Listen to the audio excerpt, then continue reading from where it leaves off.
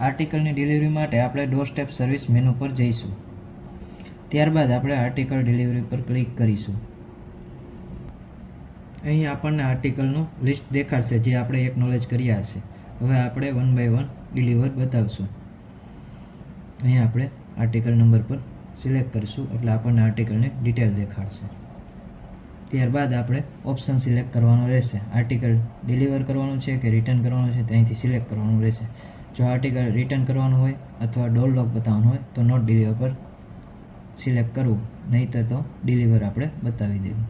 Deliver બતાવશું એટલે અહીં આપણને ડિટેલ માગશે. જેને આપણે ડિલિવર કર્યું છે તેનું નામ લખવાનું, અહીં તેમનો ડોક્યુમેન્ટ લેવાનું, કોઈ પણ એક ડોક્યુમેન્ટ લેવાનું.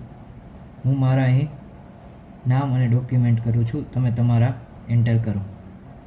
અહીં આપણે ડિટેલ ભર્યા બાદ તેમની ડિજિટલ સિગ્નેચર લેવાની થશે.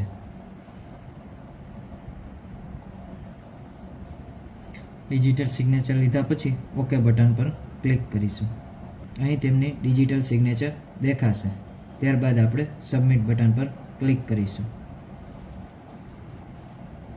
આ રીતે આર્ટિકલ ડિલિવર કરવું.